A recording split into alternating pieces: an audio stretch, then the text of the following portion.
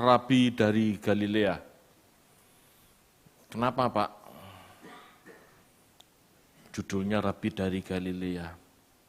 Emangnya ada perbedaan antara Rabi dari Galilea dan Rabi dari Yudea? Ada. Ya, ada. Karena itulah kita mau belajar supaya kita nanti menghayati kisah-kisah Yesus di dalam perjanjian baru itu tidak jadi mitos. Ya. Semakin kita tidak tahu, maka sebuah kisah akan menjadi mitos. Semakin kita tahu, maka kita bisa memahami faktanya seperti apa. Gitu ya. Baik, kita masuk. Di zaman Yunani, Yesus bin Sirak, seorang pengajar sekolah tinggi Yahudi yang kemungkinan ada di Yerusalem, ya, telah mengajar tentang agama dan etika. Ini di Yerusalem. Di zaman Yesus bin Sirak, yaitu sekitar abad kedua sebelum Masehi. Di tahun 75 sebelum Masehi, jadi kalau abad kedua itu sekitar 150 tahun sebelum Masehi. Lalu di tahun 75 sebelum Masehi, seseorang bernama Simon bin Satak gitu ya, mewajibkan semua anak-anak Yahudi untuk sekolah. Jadi pendidikan di dalam tradisi Yahudi itu sudah 2000 tahun yang lalu, ya 2000 lebih tahun yang lalu. Jadi jangan heran kalau mereka cerdas. Bukan Allah itu pilih kasih, seolah-olah anak pilihan orang Israel, anak Allah gitu ya, orang pilihan lebih cerdas, bangsa lain lebih bodoh. Tidak. Tradisi belajar itu membuat IQ seseorang itu berkembang. Kalau Indonesia masih 78, IQ-nya rata-rata, orang Yahudi lebih dari 100 sudah. Kenapa? Karena kebiasaan belajar, kebiasaan berdiskusi. Itu. 2000 tahun yang lalu mereka sudah belajar, makanya perkembangan IQ mereka sekarang itu tinggi. Bangsa yang terbiasa belajar, perkembangan IQ-nya tinggi. Bangsa Cina itu 100 lebih juga. Indonesia 78 IQ-nya. Rendah. Simpanse itu 80 IQ-nya. Jadi lebih tinggi simpanse daripada orang Indonesia. Ini maaf ya, ini fakta, bukan ngejek, fakta. Kenapa? Karena kurang mau belajar. Tradisi belajar Cina 3000 tahun yang lalu sudah baca Tao Te Ching. Tradisi Yahudi 3000 tahun lalu sudah membaca Taurat. Wajib belajarnya 2000 tahun yang lalu. Perkembangan otak itu mengikuti tradisi belajar. Gitu ya. Nah, ini sepintas saja. Dengan adanya wajib belajar, maka terjadi tradisi guru dan murid. Ya. Jadi di abad-abad sebelum Masehi, kata rabi, raf, itu artinya besar. Bentuk ungkapan hormat, raf, gitu ya. Lalu berkembang menjadi rabi, artinya tuanku. Kemudian dalam sistem pendidikan, rabi digunakan sebagai panggilan untuk guru. Ya, rabi itu artinya guru saya. Kemudian ya menjadi resmi sebagai sebutan pengajar Torah ya, sejak tahun 70 Masehi. Ya, jadi sebutan rabi itu baru ada abad kedua sebelum Masehi, berkembang ya sampai akhirnya menjadi sebutan rabi yang formal sebagai pengajar Torah itu tahun 70 Masehi. Kata Yunani yang sejajar dengan rabi adalah didaskalos dalam bahasa Yunani. Ya. Jadi pada periode Bait Allah kedua, ada beberapa perkembangan pemikiran tentang, ya, pada periode Bait Allah kedua, tahun 516 setelah pembuangan, sampai tahun 70 hancurnya Yerusalem, ya, selama 5-6 abad itu, ada beberapa perkembangan pemikiran, perbedaan tradisi, serta praktek agama di antara komunitas Yahudi di Galilea dan Yudea. Jadi 5 abad Bapak Ibu, orang Yahudi kembali ke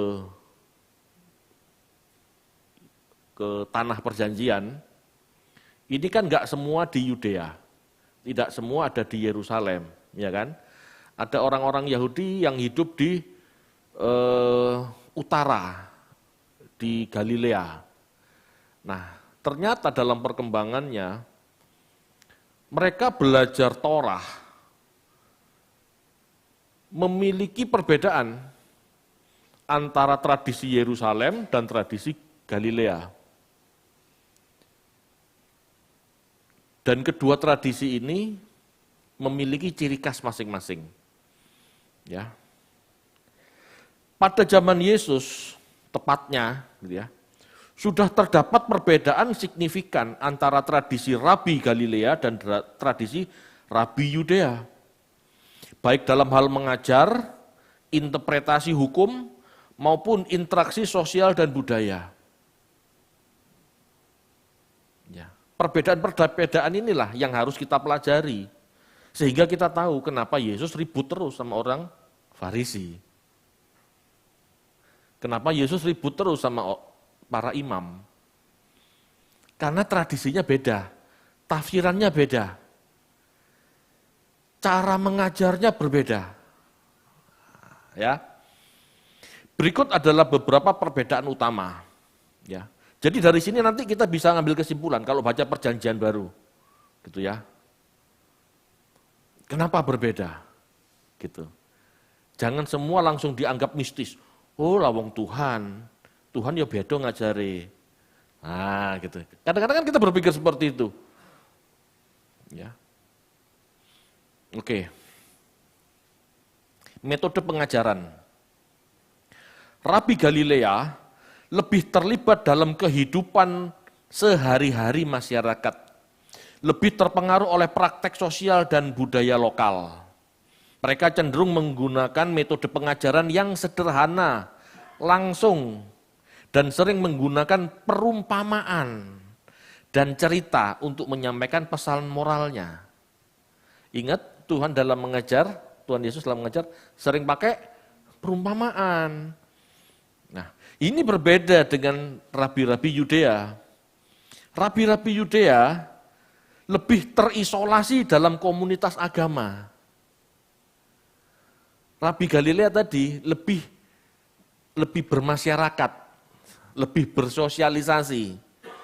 Rabi Yudea kumpul di sinagog, kumpul di Bait Allah, kumpul di lembaga-lembaga keagamaan. Mereka lebih fokus pada studi dan interpretasi hukum. Mereka lebih menggunakan metode pengajaran yang kompleks dan formal,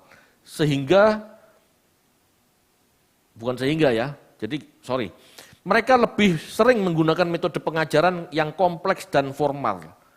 Mereka sering kali melibatkan diskusi-diskusi mendalam tentang interpretasi hukum Taurat dan tradisi lisan. Ini Yudea.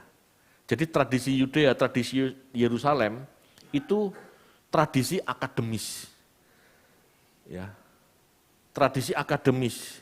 Mereka kumpul di Bait Allah, di sinagog untuk diskusi tentang Taurat. Menurut aku begini, menurut kamu begitu.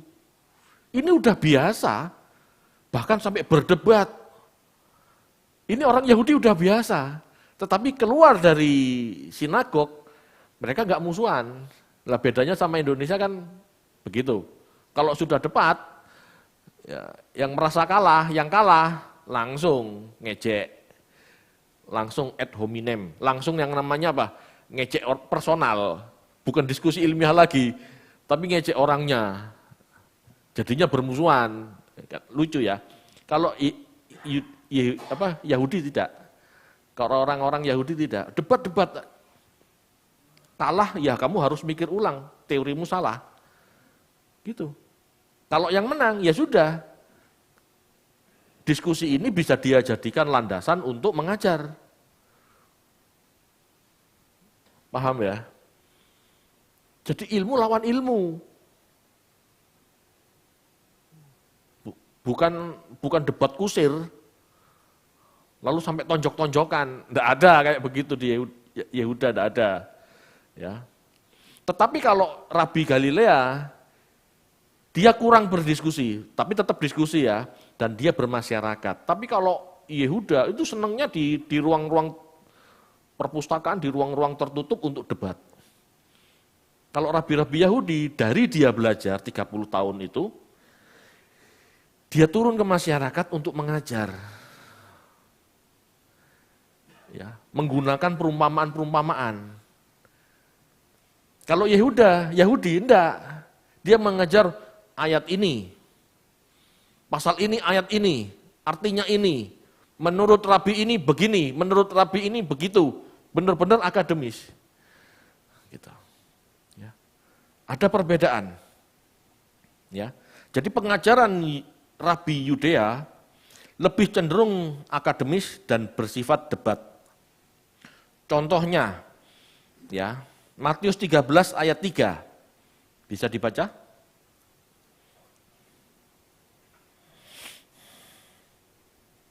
Matius 13 ayat yang ketiga.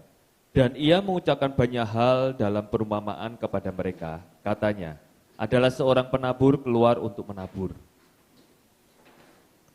Ya, jadi ada perumpamaan. Coba lanjut ayat 10 sampai 13. Matius 13 ayat 10 sampai 13. Maka datanglah murid-muridnya dan bertanya kepadanya, "Mengapa engkau berkata-kata kepada mereka dalam perumpamaan?" Jawab Yesus, "Kepadamu diberi karunia untuk mengetahui rahasia kerajaan surga, tetapi kepada mereka tidak. Karena siapa yang mempunyai kepadanya akan diberi, sehingga ia berkelimpahan. Tetapi siapa yang tidak mempunyai, apapun juga yang ada padanya akan diambil daripadanya. Itulah sebabnya aku berkata-kata dalam perumpamaan kepada mereka, karena sekalipun melihat, mereka tidak melihat, dan sekalipun mereka mendengar, mereka tidak mendengar dan tidak mengerti." Oke, jadi berdasar ayat Matius 13 ayat 3, jelas ya, Yesus banyak memberikan pengajaran dengan perumpamaan. Hal ini disengaja Ibu. Dengan tujuan untuk melihat manakah orang yang berniat belajar dan yang tidak. Dengan menggunakan perumpamaan, mereka yang berniat belajar kepada Yesus akan mengejar perumpamaan ini apa sih artinya. Ini bagi yang niat belajar. Kepada yang niat belajar akan ditambahkan pengertian, karena mereka akan mengejar. Tapi dengan perumpamaan, orang yang tidak niat belajar, malas mikir, pusing, pulang aja. Ya sudah, kepada mereka yang tidak berminat belajar, tidak berminat memahami perumpamaan, akan pergi dengan sendirinya dan tidak mendapat apa-apa. Itu yang artinya, yang memiliki akan ditambahkan, yang tidak memiliki akan dikurangi, akan diambil daripadanya. Maksudnya apa? Kalau kamu nggak mau mengerti, kalau kamu nggak mau belajar, ya bodohlah sekalian. Itu. Bagi yang memiliki ilmu, ingin tahu banyak, mengejar Yesus kemana Yesus pergi, dan mau mencari jawabnya, kepada dia akan ditambahkan pengetahuan. Amin. Jadi gak mistis, seolah-olah Tuhan mencabut pengetahuan kita. Tidak begitu. Atau seolah-olah Tuhan menambahkan pengetahuan kita tanpa kita mengejar dia. Tidak begitu. Amin Bapak Ibu. Jadi ini sebuah tradisi yang dipakai orang Galilea, yang dipakai Rabi Galilea, untuk menemukan murid-murid yang potensi, yang serius. Kalau tradisi Rabi Yudea tidak, Masuk ruang kelas, bicara akademis, definisinya begini, ayatnya begitu, ngerti enggak ngerti, telan. Itu Yudea. Itu Yudea. Kalau Galilea lebih,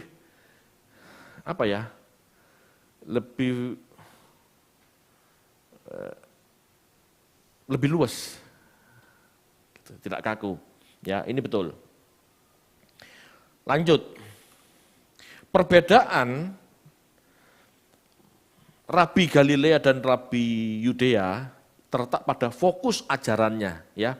Fokus ajarannya juga. Kalau tadi metode pengajaran, sekarang fokus pengajarannya.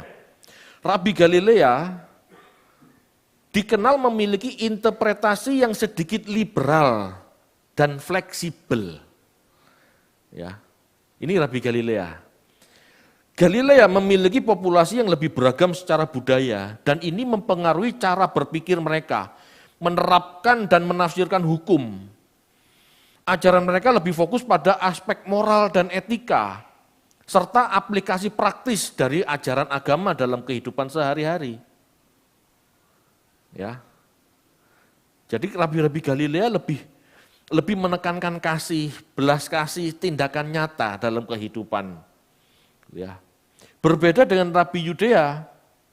Rabi-Rabi Yudea lebih menekankan pada tradisi dan interpretasi yang lebih ketat dari hukum Yahudi. Kuduskan hari Sabat, nah benar-benar tidak boleh ngapa-ngapain, ketat. Gitu ya. Yerusalem sebagai pusat keagamaan memiliki pengaruh besar dalam menentukan standar keagamaan. Berarti kalau Yesus berdebat terus dengan ahli-ahli Taurat Yerusalem atau rabi-rabi Yudea, sebetulnya Yesus itu melawan standar keagamaan. Para rabi di Yudea cenderung lebih konservatif, lebih tradisional dalam interpretasi hukum. Kalau tidak begini salah. Itu mirip kalau di Kristen sekarang begitu. Kalau enggak Tritunggal salah. Gitu ya. Kalau Yesus tidak sehakikat Allah, sejajar Allah, salah. Standarnya kaku, gitu ya. Di luar itu dianggap sesat, bidat. Makanya ribut terus Tuhan Yesus. Ya. Para rabi di Yudea cenderung lebih konservatif dalam interpretasi hukum. Harus begini, kalau Sabat ya harus begini, tidak boleh kemana-mana. Gitu ya. Mereka lebih fokus pada kepatuhan, ya. Mereka, rabi-rabi Yudea, lebih fokus pada kepatuhan ketat terhadap hukum Taurat dan tradisi, serta diskusi teologis dan hukum yang lebih abstrak. Jadi istilahnya teori tok istilahnya gitu loh. Berdebat teori gitu ya. Jadi Rabi Yudea lebih fokus pada kepatuhan ketat terhadap hukum. Hukum yang ngomong begini ya begini, ojo mbok tawar, ketat gitu ya. Dan itu dan prinsip-prinsip itu diperdebatkan gitu ya. Contoh Matius 12 ayat 10 sampai 12.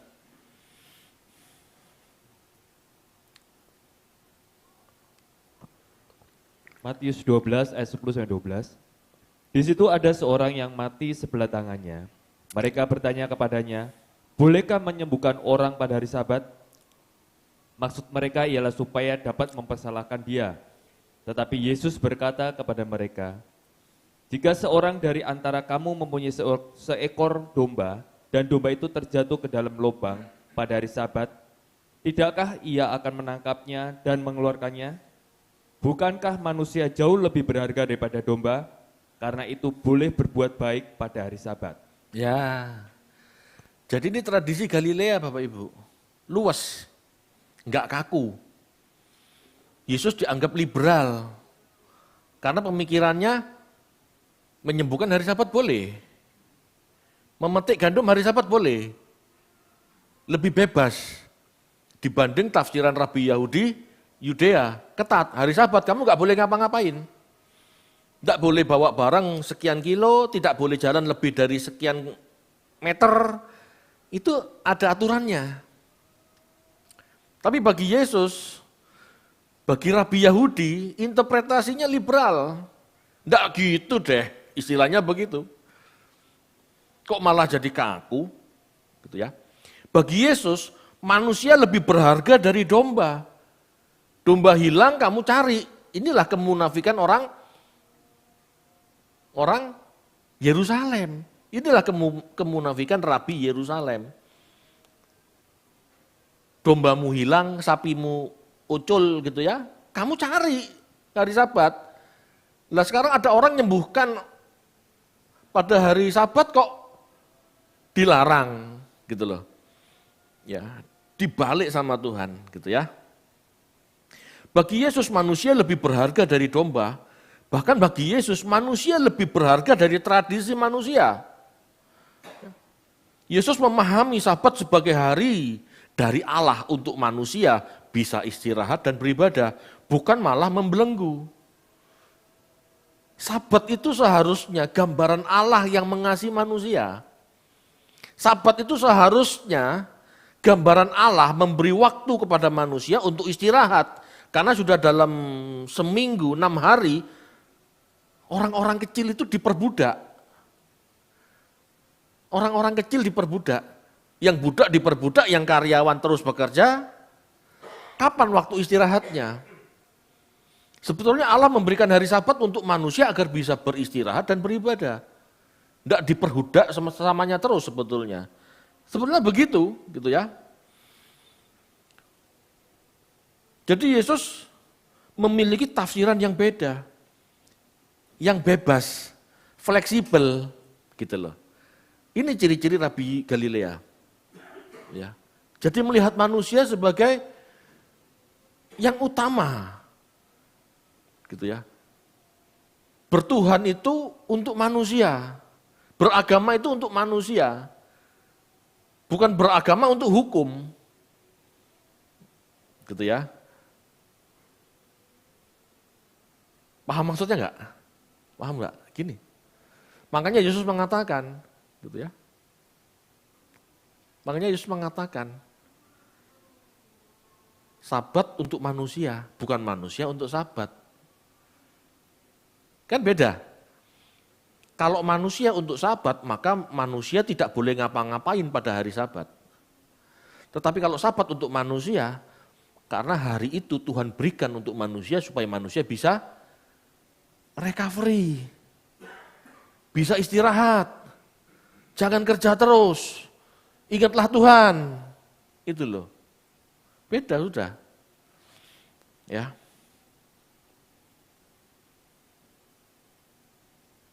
Oke, itu fokus ajaran. Lalu perbedaan Rabi Galilea juga dalam interaksi sosial dan budaya berbeda dengan Rabi Yudea. Rabi Galilea kemungkinan ada lebih banyak fleksibilitas dalam aturan pernikahan.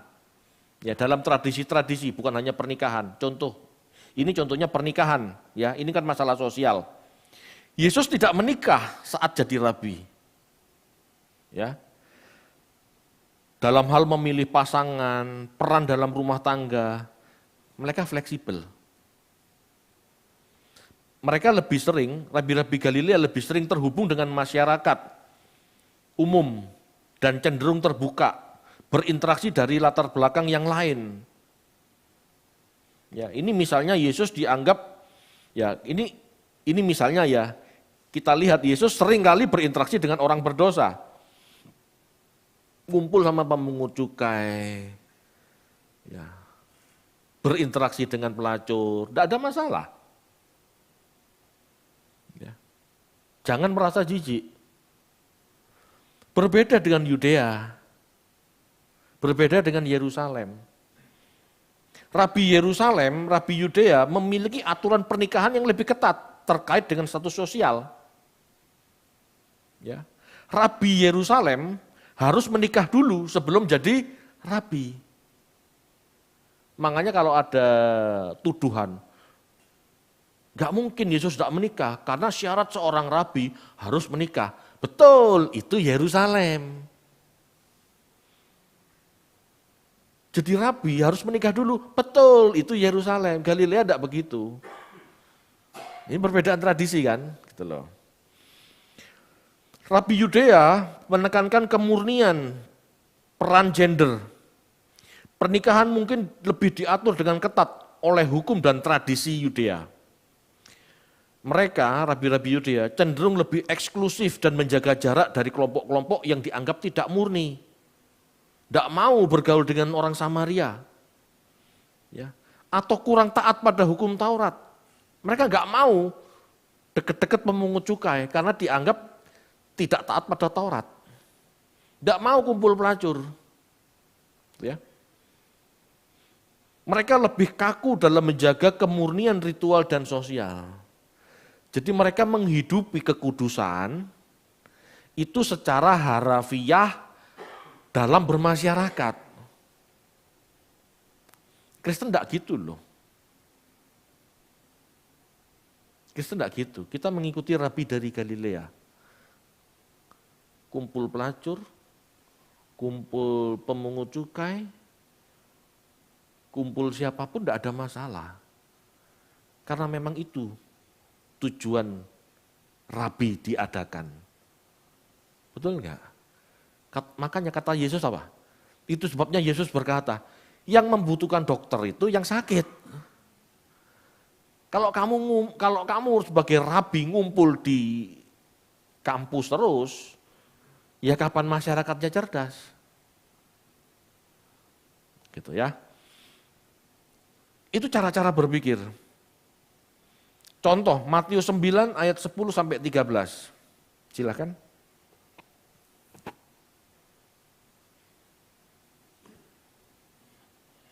Matius 9 ayat 10 sampai 13. Kemudian ketika Yesus makan di rumah Matius, datanglah banyak pemungut cukai dan orang berdosa dan makan bersama-sama dengan dia dan murid-muridnya. Pada waktu orang Farisi melihat hal itu, berkatalah mereka kepada murid-murid Yesus, "Mengapa gurumu makan bersama-sama dengan pemungut cukai dan orang berdosa?" Yesus mendengar dan berkata, "Bukan orang sehat yang memerlukan tabib, tetapi orang sakit. Jadi pergilah dan pelajarilah arti firman ini. Yang ku kehendaki ialah belas kasihan dan bukan persembahan. Karena aku datang bukan untuk memanggil orang benar, melainkan orang berdosa." Jelas? Ajaran Yesus itu logis. Ajaran Yesus itu logikanya main. Gitu loh. Kamu buat apa jadi rabi kalau kamu kumpul di orang-orang yang mau belajar tok?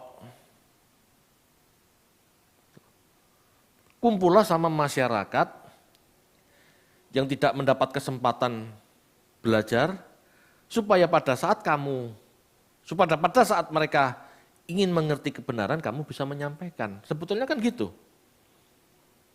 Jadi rabi-rabi Galilea itu mau bersosialisasi, mau bermasyarakat, supaya orang-orang itu mengenal kebenaran juga. Bukan dokter, bukan orang sehat yang membutuhkan tabib, tapi orang sakit yang membutuhkan tabib. Ya.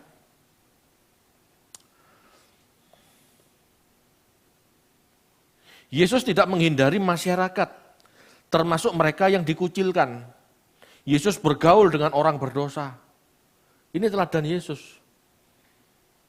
Jadi jangan sampai ya orang Kristen, orang percaya menghindari orang-orang berdosa. Ya. Tidak harus bergaul karib memang, tetapi jangan mengabaikan mereka. Jangan seolah-olah jijik sama orang berdosa. Enggak. Kita harus hadir bagi mereka supaya mereka ketularan benar. Kan gitu. Jadi jangan merasa, oh aku orang suci, aku orang kudus. Enggak. Bergaul, silahkan. Yang penting jangan ikut-ikutan mereka. Pak, saya masih belum kuat, Pak. Saya masih takut tergoda. Ya jangan dulu. Kan kita bisa ngukur.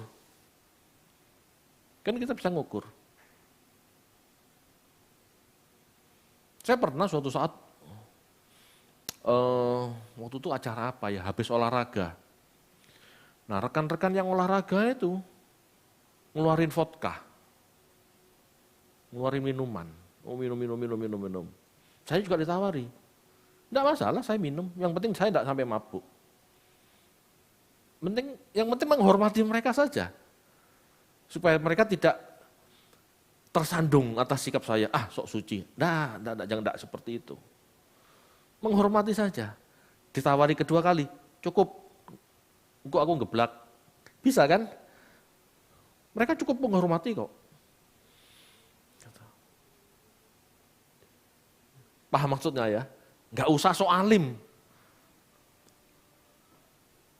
Nggak usah merasa berbeda dengan mereka. Kamu kudus, aku kudus. Nggak usah sok kayak begitu. Ya. Bagi Yesus orang-orang terpinggirkan itulah yang membutuhkan pertolongan. Yesus sangat menentang pemisahan kesucian berdasarkan apa yang tampak di masyarakat. Seharusnya masyarakat dipisahkan dengan sikap penghakiman bagi sesamanya. Kita yang tahu kebenaran harus memberikan teladan. Jangan memisahkan orang-orang berdosa dari komunitas kita. Kalau ada orang berdosa datang gitu ya. Mereka mungkin terbiasa ngawur hidupnya, lalu datang ke gereja yang sudah mengerti kebenaran, ya jangan dicibir.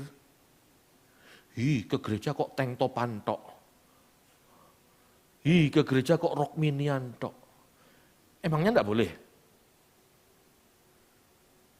Jangan kenakan baju kita kepada mereka. Mereka kan belum mengerti. Emangnya salah ke gereja pakai kaos saja? Kalau kita mengerti kebenaran, ya pasti pakai baju rapi. Mereka kan belum. Lalu juga lihat konteks. Gitu ya. Pernah saya suatu saat ke gereja di Bali. Mereka datang pakai sandal jepit, tank top, celana pendek. Kayak ke pantai. Salah apa benar?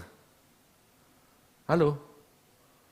Jangan kita menghakimi mereka seolah-olah mereka, berdosa, tidak sopan. Menghadap Tuhan tidak sopan. Loh Bapak Ibu, di hadapan Tuhan kita ini telanjang. Pakai jas, pakai tank top, pakai rok mini, celana panjang, telanjang semua. Jangan berpikir seperti itu. Lihat konteks juga. Kan saya ngomong tadi saya pergi ke sebuah gereja di Bali. Bali tempat wisata. Daripada mereka wisata tidak ke gereja, kan mending ibadah dulu baru wisata kan? Kan cara berpikirnya harus cerdas. Jangan semua diukur dengan standar kita. Kalau orang tidak bisa seperti ini, jadinya penghakiman terus.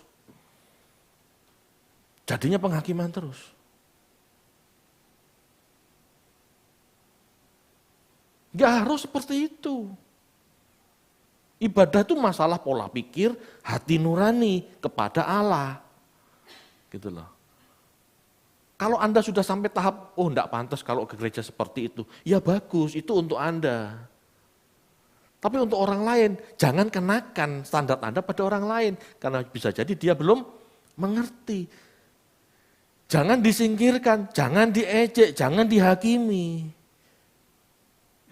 Biarlah mereka tetap hadir. Meskipun cuma pakai kaos, meskipun cuma pakai sandal. Tidak ada masalah.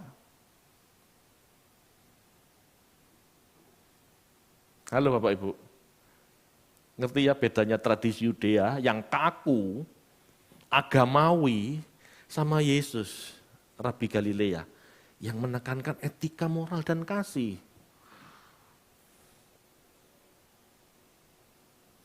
Halo?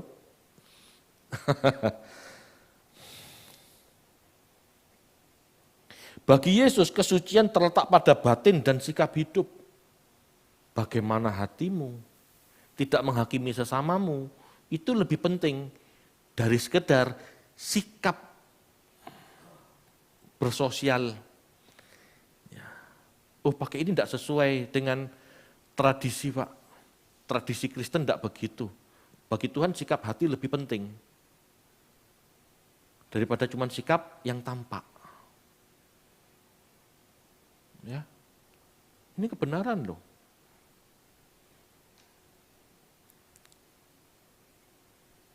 Berikutnya, yang membedakan Rabi Galilea dan Rabi Yudea.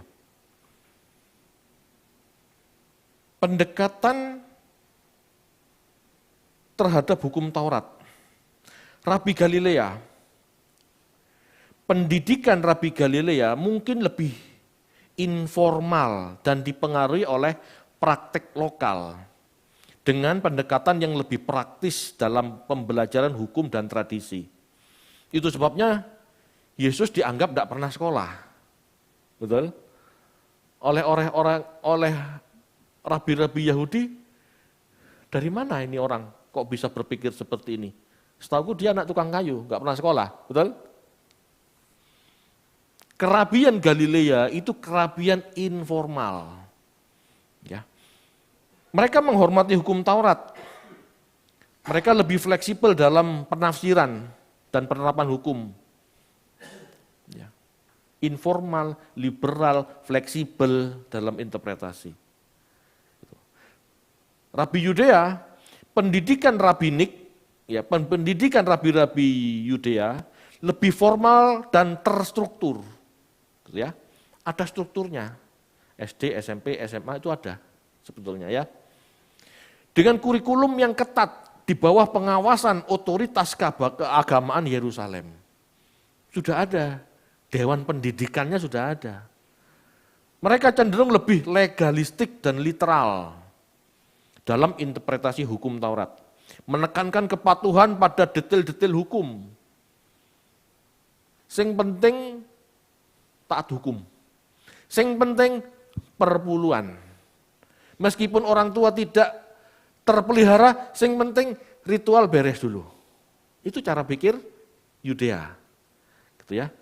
Kalau cara pikirnya Tuhan enggak. Kamu kok taat pada ritual dulu? Kamu kok taat pada tradisi dulu? Padahal firman Allah ngomong, hormati orang tuamu, itu berarti peliharalah orang tuamu. Itu dulu. Loh, itu loh. Cara berpikirnya beda. Halo? Kalau banyak gereja menekankan perpuluhan dulu daripada pemeliharaan orang tua atau memelihara keluarga, gereja kebanyakan condong ke Yerusalem, condong ke gaya-gaya Yerusalem, Yudea. Sudah salah. Mari kita kembali ke root Yahudi. Yahudi yang mana? Yahudi Galilea apa Yahudi Yerusalem? Kalau ikut-ikutan Yerusalem sudah salah. Halo? Jadi jangan dianggap Yahudi semua sama. Golongan saja ada banyak, ada imam, ada Lewi, ada Saduki, ada Farisi, ada Eseni, ada Selot. Banyak. Ini dari golongan, ya, dari partai politik istilahnya. Dari daerah Galilea dan Yerusalem itu juga berbeda. Yang mana? Harus hati-hati loh. Kekristenan ini punya ciri khas. Punya ciri khas. Ajarannya Yesus, Rabi dari Galilea. Halo? Jangan semua-semua disamakan dengan Yahudi ortodok. Yahudi ortodok, Yahudi rabinik, itu tradisi Yerusalem. Ya. Contoh Matius 12 ayat 3 sampai 4.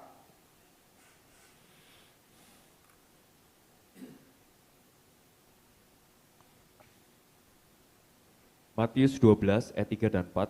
Tetapi jawab Yesus kepada mereka, tidakkah kamu baca apa yang dilakukan Daud ketika ia dan mereka yang mengikutinya lapar?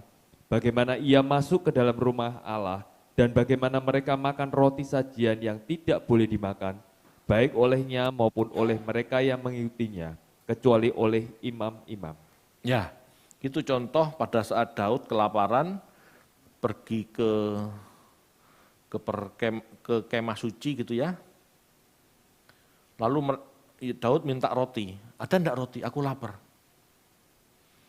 Kata imam di sana, ada roti sajian.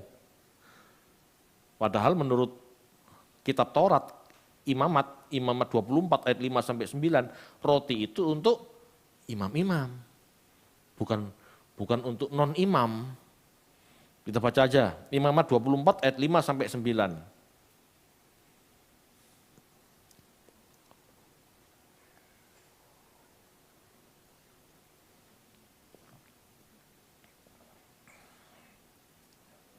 Imamat 24 ayat 5 sampai 9. Imamat 24 ayat 5 sampai 9, roti sajian. Engkau harus mengambil tepung yang terbaik dan membakar 12 roti bundar daripadanya. Setiap roti bundar harus dibuat dari 2/10 eva. Engkau harus mengaturnya menjadi 2 susun, 6 buah sesusun di atas meja dari emas murni itu, di hadapan Tuhan. Engkau harus membubuh kemenyan tulen di atas tiap-tiap susun. Kemenyan itulah yang harus menjadi bagian ingat-ingatan roti itu, yakni suatu korban api-apian bagi Tuhan. Setiap hari Sabat, ia harus tetap mengaturnya di hadapan Tuhan. Itulah dari pihak orang Israel suatu kewajiban perjanjian untuk selama-lamanya. Roti itu teruntuk bagi Harun serta anak-anaknya, dan mereka harus memakannya di suatu tempat yang kudus. Itulah bagian maha kudus baginya dari segala korban api-apian Tuhan. Itulah suatu ketetapan untuk selama-lamanya. Jelas? Jadi menurut kitab imamat, roti itu memang untuk Lewi. Ya. Roti itu secara literal hak keluarga imam. Tapi di ayat-ayat itu tidak ada larangan tertentu. Bagi Yesus tidak ada masalah jika itu diperuntukkan bagi orang lapar seperti Daud. Enggak ada masalah. Kita baca yuk, 1 Samuel 21 ayat 1 sampai 4 supaya kita ngerti kisah Matius ini dari mana. 1 Samuel 21 ayat 1 sampai 4. 1 Samuel 21 ayat 1 sampai dengan 4, Daud di Nob. Sampailah Daud ke Nob kepada Ahimelek, imam itu. Dengan gemetar Ahimelek pergi menemui Daud dan berkata kepadanya, "Mengapa engkau seorang diri dan tidak ada orang bersama-sama dengan engkau?" Jawab Daud kepada imam Ahimelek, "Raja menugaskan sesuatu kepadaku, katanya kepadaku, siapapun juga tidak boleh mengetahui sesuatu dari hal yang kusuruh kepadamu dan yang kutugaskan kepadamu ini. Sebab itu orang-orangku telah kusuruh pergi ke suatu tempat. Maka sekarang, apa yang ada padamu, berikanlah kepadaku 5 roti atau apapun yang ada." Lalu jawab imam itu kepada Daud, "Tidak ada roti biasa kepadaku, hanya roti kudus yang ada. Asal saja orang-orangmu itu menjaga diri terhadap perempuan." Jelas? Jadi oleh imam, roti kudus itu diberikan Daud. Tidak ada masalah itu. Halo? Bapak Ibu, kita tidak boleh menguduskan sesuatu yang Tuhan tidak anggap itu kudus. Atau tidak menguduskan sesuatu yang bagi Tuhan kudus. Jangan kebalik-balik. Suatu saat ada pertanyaan, "Pak, boleh enggak orang main lagu sekuler di alat musik gereja?" Boleh, kenapa enggak boleh? Kenapa enggak boleh? Itu kan tempat kudus, Pak. Tempat kudus di sini, di sini. Ini bukan kudus. Kalau pemusik gereja dengan belajar lagu sekuler membuat lebih pinter main musiknya, pakai. Ngerti maksudnya? Ada lagu yang cukup rumit, yang perlu dipelajari sehingga potensi tim musik bisa berkembang, pakai, gak apa-apa. Kecuali Anda main dangdutan sambil mabuk di sini, nah itu masalah. Iya kan? Tetapi untuk belajar pakai. Karena kudusnya pujian, penyembahan bukan di alat musiknya. Tetapi sikap hidup pemain musiknya. Halo? Beda enggak? Cara berpikirnya ngerti enggak? Kudus enggak kudus itu bukan apa yang nyata.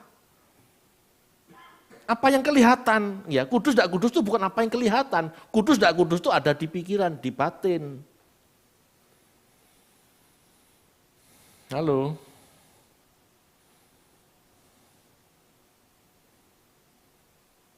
Saya tunjukkan. Orang itu Yemi lo tanya. Bayangkan kalau Anda nyanyi doa Yabes yang jelas-jelas salah, bertentangan dengan firman Tuhan kan? Bertentangan dengan doa Bapa kami. Nyanyi lagu itu di gereja membuat Anda kita apa? Cinta uang, membuat Anda bergairah untuk mengejar kekayaan. Itu lebih meleset loh. Daripada lagu-lagu dunia yang syairnya benar. Saya tunjukin lagunya Dewa. Judulnya satu. Aku melihat dunia dengan matamu. Aku melihat sesama dengan hatimu. Sekarang saya tanya, lebih benar mana lagu seperti itu dinyanyikan di gereja? Ngerti enggak lagu satu? Coba nanti ya setelah PA di setel, cari itu. Ya enggak perlu jadi lagu liturgi, tetapi enggak ada masalah kalau itu dibuat latihan. Itu kan itu lagu benar daripada lagu doa Yabes. Meskipun katanya lagu gereja, lebih sesat, lebih enggak sesuai firman. Halo? Coba kita tuh semua melihat gitu loh. Coba kita semua belajar ya, melihat sesuatu tuh dari esensinya, dari kontennya, bukan dari kemasannya.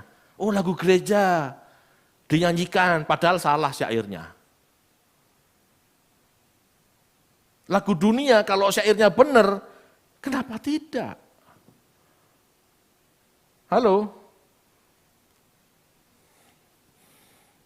Penafsiran Yesus tidak legalistik, tetapi mempertimbangkan kebutuhan yang lebih mendasar. Daud lapar, Daud butuh makan, ya kasih. Ya gini lah, masalahnya roti perjamuan kita kan tipis-tipis, tidak buat kenyang ya. Kalau di beberapa gereja itu kan roti tawar. Misalnya ada tamu, saya tidak punya, lagi belum siap makanan, tidak ada makanan, tiba-tiba ada tamu kelaparan. Boleh tidak dikasih? Kasih aja, tidak apa-apa. Paham ya? Karena liturgi hidup kita itu yang benar kehidupan sehari-hari. Bukan ritual di gereja. Jangan menguduskan gereja. Kuduskan bait Allah yang adalah hidup kita itu loh. Keren tuh ajaran Tuhan. Bagi Yesus beragama itu bukan masalah hitam putih saja. Benar salah saja. Bagi Yesus beragama itu tentang baik buruk juga. Ya, bertuhan itu bukan sekedar deontologis, benar salah, halal haram.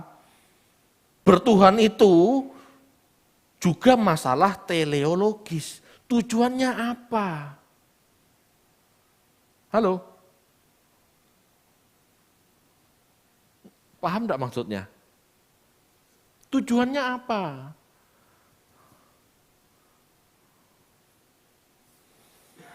Dengan memahami ini, kita bisa menemukan kemanusiaan Yesus sebagai rabi. Mengapa, bagaimana cara mengajarnya disukai masyarakat. Yesus saat itu kalau khotbah, disukai masyarakat kan? 3.000 orang hadir, 5.000 orang hadir, tidak bisa makan, dikasih makan. Cara mengajarnya disukai masyarakat. Gitu ya. Meskipun masyarakat itu belum tentu bertobat juga kan, tetapi setidaknya disukai masyarakat, gitu loh. Termasuk mengapa kekristenan berkembang di luar Yerusalem. Kekristenan berkembang di luar Yudea. Diterima oleh orang Samaria, diterima oleh orang asing. Kenapa? Karena Yesus cara mengajarnya tidak kaku. Ajarannya juga tidak tidak tradisional. Sesuatu yang tradisional tidak bisa dilakukan oleh orang yang punya tradisi lain, betul enggak?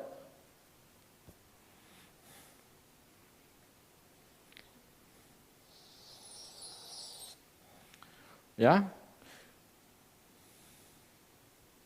Yesus tidak memakai tradisi Yerusalem yang kaku dan memisahkan. Tradisi Galilea lebih luas dan merangkul semua manusia. Tradisi Yerusalem itu memisahkan. Orang-orang yang dianggap berdosa, minggir. Ini tempat orang suci. Gitu. Yesus tidak. Dia merangkul semua orang. Ya. Jika di dalam Matius 7 ayat 29, Markus 1 ayat 22, ayo dibaca aja yuk, Markus 1 ayat 22.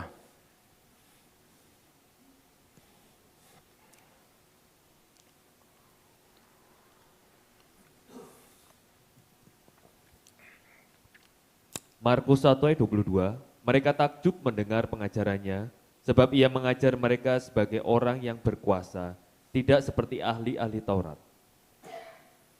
Kata berkuasa yang dipakai di situ adalah exousia, artinya berotoritas, berpengaruh, berkemampuan, layak.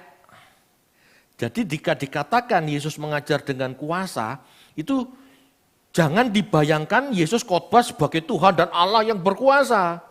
Ini kesalahan manusia. Ya. Yesus berkhotbah dengan layak. Yesus berkhotbah dengan kemampuan, dengan maksimal, sesuai tradisinya.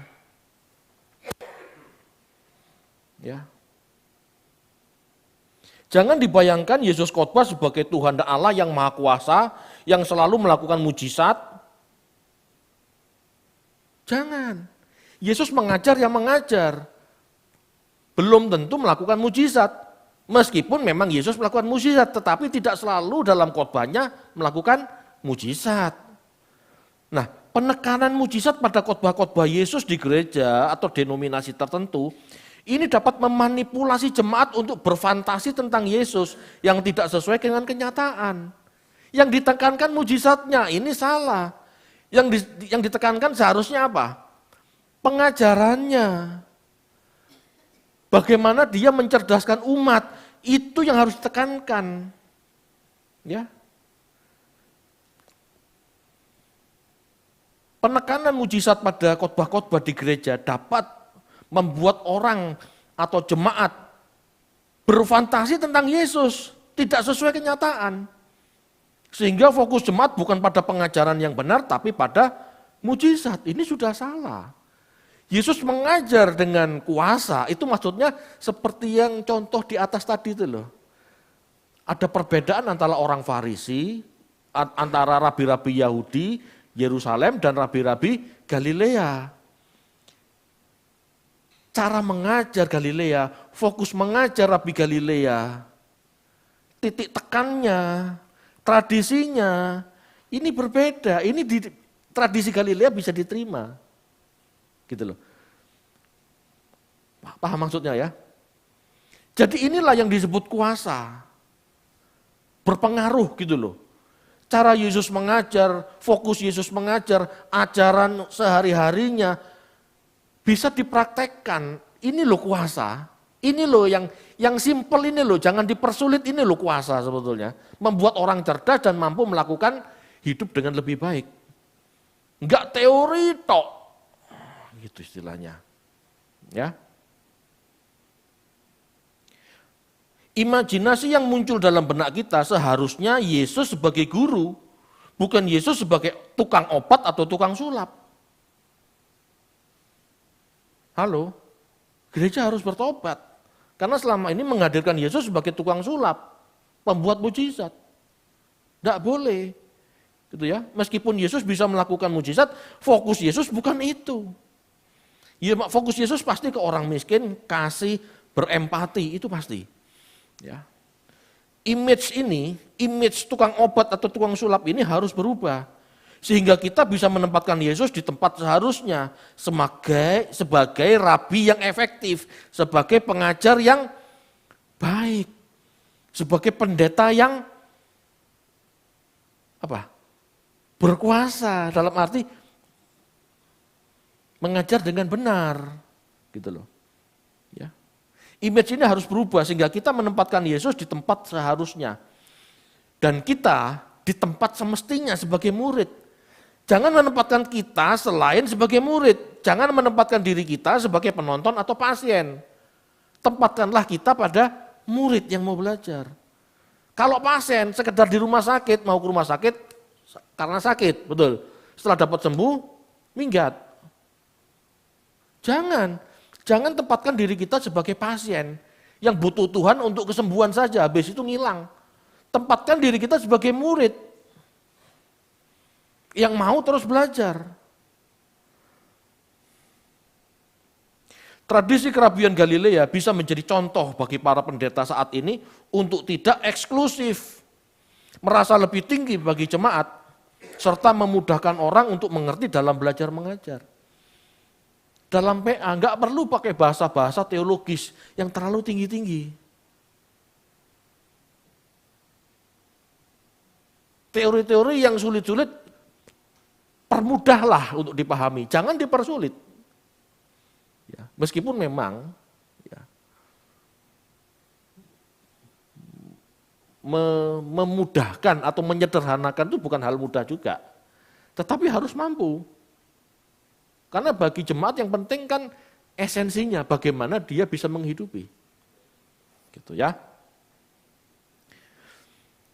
Bapak Ibu, kalau kita mengenal Nikodemus, seorang Farisi Yerusalem, bahkan dikatakan pengajar Israel, ini contoh tidak lazim. Nikodemus ini ya, ini contoh tidak lazim. Kenapa? Karena para rabi Yerusalem itu merasa lebih baik daripada rabi Galilea. Merasa lebih baik, merasa superior. Tapi Nikodemus mau belajar. Ya, Nikodemus mau belajar. Ini hebatnya. Ini contoh yang baik. Ya, ini contoh yang baik. Orang pintar tapi tidak merasa pintar dan mau belajar. Ya, dan mau diskusi gitu loh istilahnya. Mau bertanya. Ya. Setelah kehancuran Yerusalem tahun 70, berkumpullah rabi-rabi Yahudi di bawah pimpinan Yohanan bin Sakai, seorang rabi yang lolos dari kehancuran Yerusalem, merumuskan Yudaisme modern. Inilah titik perpisahan kekristenan dan Yudaisme. Yudaisme modern keluar dari banyak ragam tradisi penafsiran Yudaisme, menjadi lebih eksklusif dan terpusat pada tradisi Yerusalem. Jadi kalau tradisi ajaran Kristen yang berasal dari Yesus ini mau disama-samakan dengan tradisi Yudaisme Yerusalem, memang sulit. Karena sejak awal sudah bentrok, sudah berbeda tafsir, sudah berbeda titik tekan, sudah berbeda tradisi. Paham ya? Jadi kita sebagai orang Kristen, ini berakar pada Yudaisme Rabi Galilea, bukan Yerusalem yang kaku. Halo? Paham? Tadi contoh-contoh sudah saya berikan. Ayo bertuhan dengan benar. Kenapa Yesus lahir di Bethlehem, besar di Galilea? Ini bukan kebetulan. Ini kehendak Allah. Supaya manusia lebih memahami kebenaran. Kebenaran tidak sama dengan keberagamaan. Kebenaran itu menempatkan manusia, ciptaan Allah, itu sebagai yang utama. Bukan tradisi hukumnya yang utama, manusianya yang diutamakan. Supaya manusia bisa berkenan di hadapan Allah. Bukan memuliakan hukumnya. Beda. Paham ya? Oke, saya rasa cukup.